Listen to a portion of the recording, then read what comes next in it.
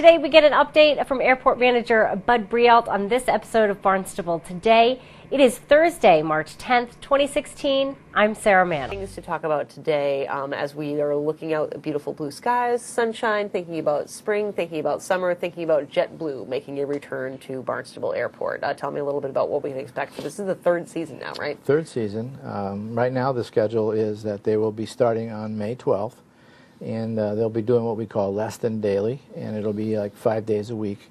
I believe it's Thursday, Friday, Saturday, Sunday, Monday, and that will continue until June 16th. And on June 16th, it starts daily service to JFK. And that daily service will go until, I believe, the Thursday after Labor Day. Great. And then that will continue on less than daily until the Columbus Day weekend, which is another extension from previous year. So as you see, we're getting about a month additional flights in the preseason and another month postseason. So this kind of goes along with what we've been talking about before, in that JetBlue sort of progressively starts increasing their schedule based on their seating statistics, if you will.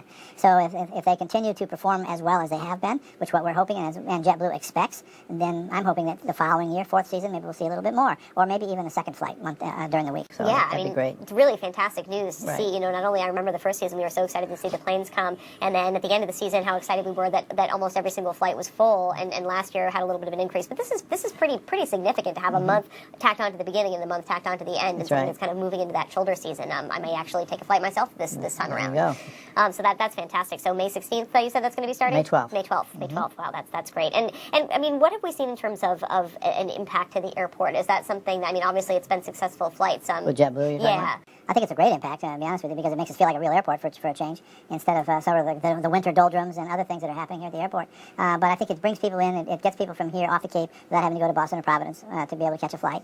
So we're trying to bring back the capability of this airport to be more than just a local air taxi service terminal, and get you out into the larger aspects of the national airspace system. Exactly.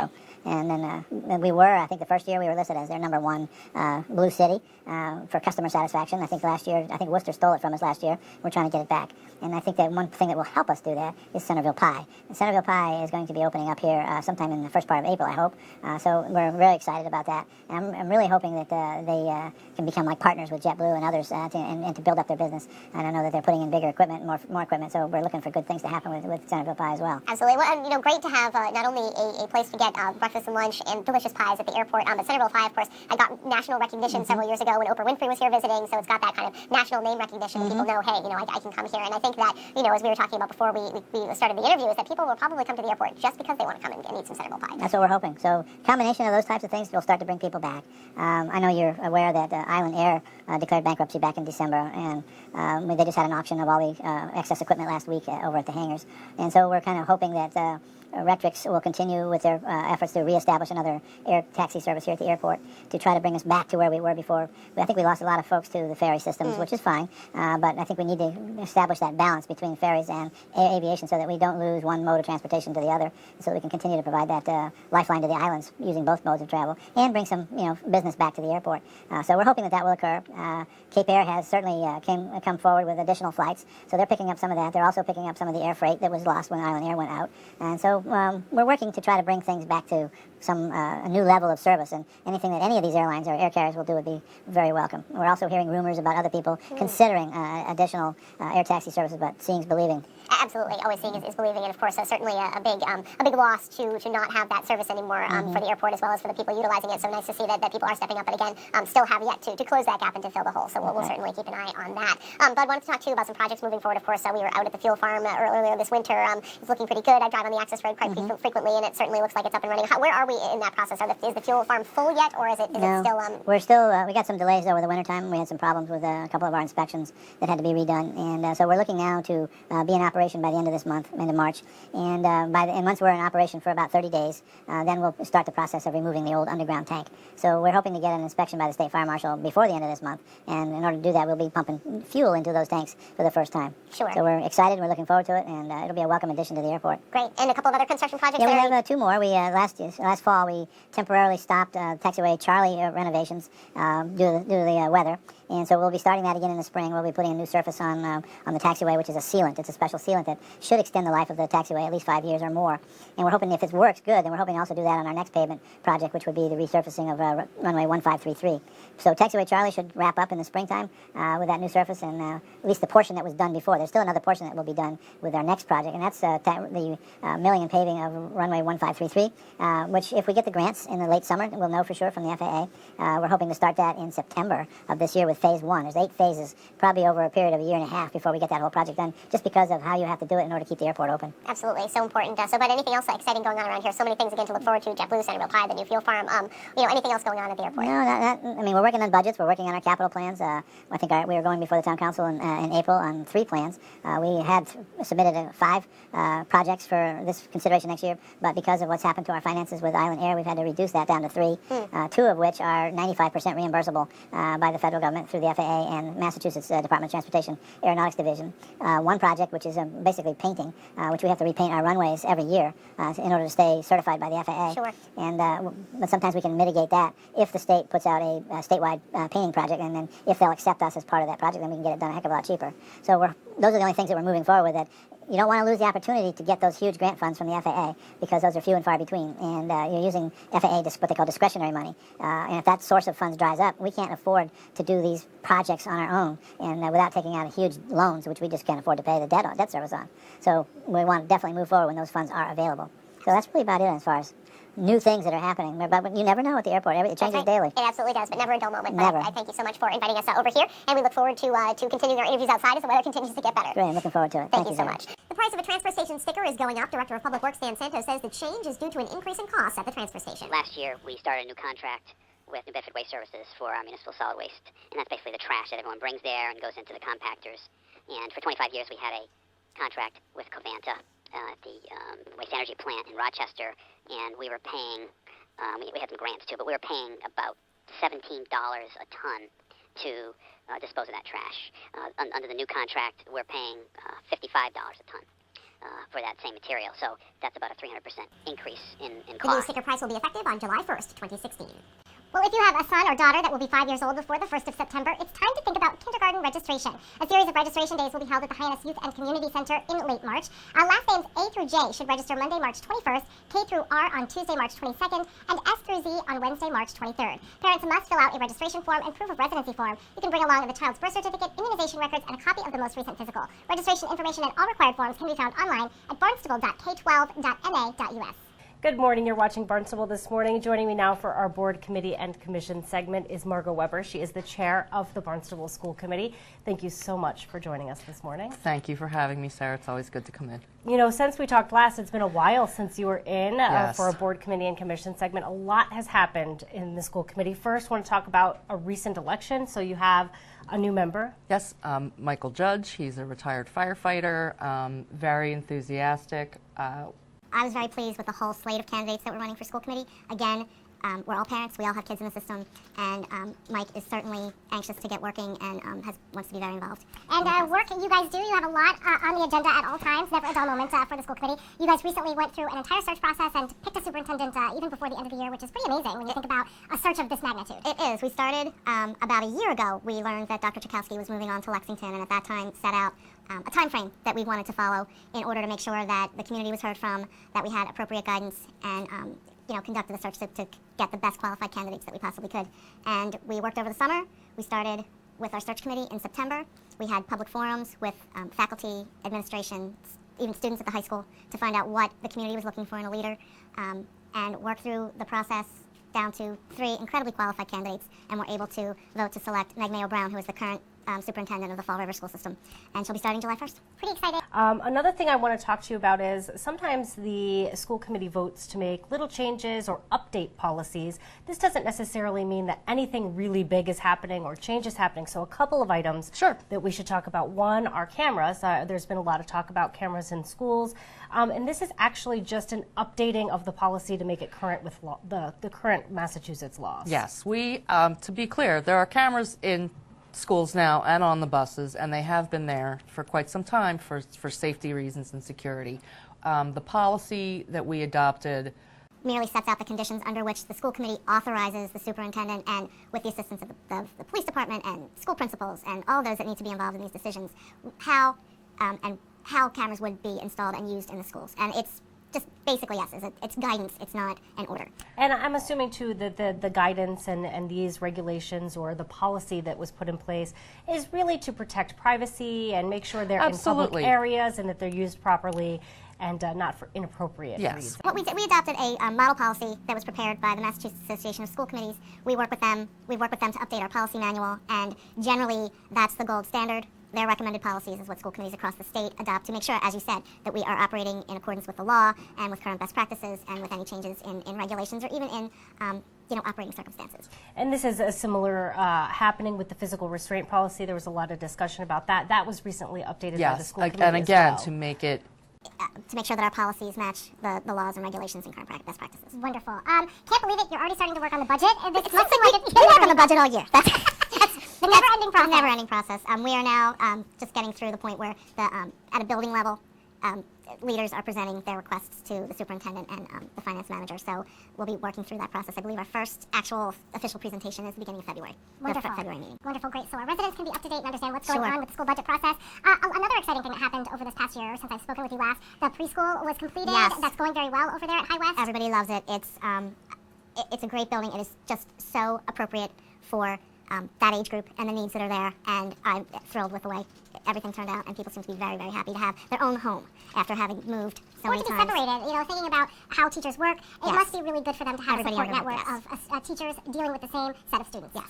Also want to talk a little bit about school start times. I know there's been a new committee formed to look into possibly considering moving back making start times later. Yes, there is an advisory committee has been appointed. I'm not sure if they've met yet, but they've been appointed to look at the impact of changing the start times at primarily people interested in the high school. As we both know, teenagers are not born or bred to be up at 5, 6 o'clock in the morning to get ready to go to school. We have the challenges that we face in terms of transportation costs and schedules. There are parents who depend on their older students to be home first to get the younger students off the bus. There are employers who depend on students being out of school to go to work. There are, our sports schedules, not that would be what would be leading the discussion, but there are a lot of considerations. And from what I can see, that committee will be looking at all of those and trying to see what challenges can be. Yeah, and not to mention, too, the financial cost for the district. The financial cost is really, unfortunately, that is kind of a determining factor. Yeah, so it'll be interesting to hear presentations from this group as we move forward. And at the very least, we'll be taking a good hard look as to how it could work or why it wouldn't work. So we'll have that information. Well, thank you so much for stopping by and telling us everything about what is happening on the school committee. We really appreciate it, and of course, encourage our viewers to head to the website. Our website under boards and committees can direct you to the school committee website, which has a full list of all the agendas and meeting dates and times. great. Thank you so much.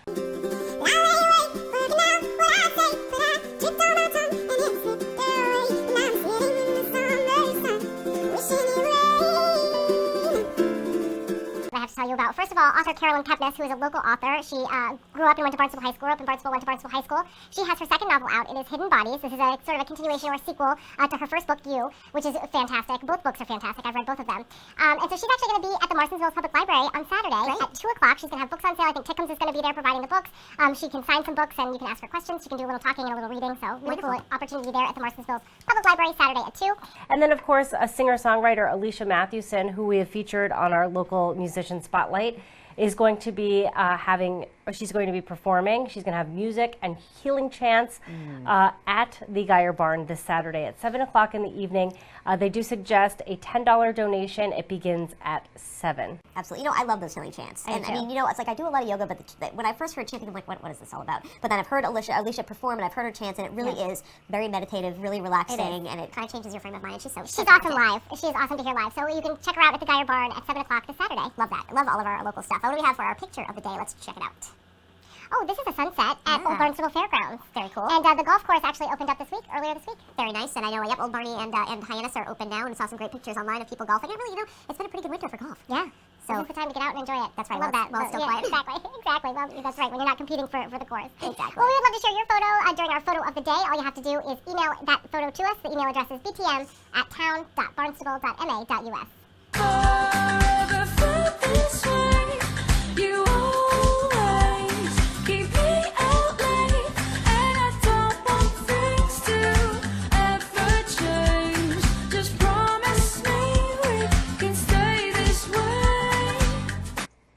Good morning, everyone. We're back with more Barnstable this morning. I'm Sarah Colvin, and joining me live on the phone, I welcome from our Barnstable Town Precinct 4 Councilor Fred Chirigotis. Fred, good morning.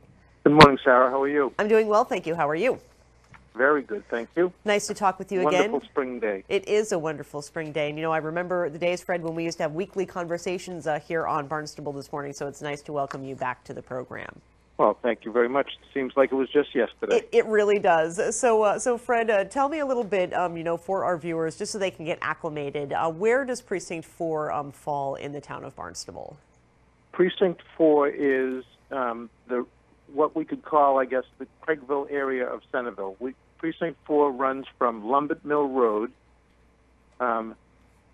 bordered on the north by Route 28. So south of Route 28 from Lumbert Mill Road down to Strawberry Hill Road, and then down all the way around down Craigville Beach Road and around by the Craigville Beach. Let's talk, Fred, about some of the issues that the council is tackling as a whole. It certainly seems that in the past year, some of these real big ticket items have fallen under the purview of the council. So tell me a little bit about what you guys are working on as a team right now.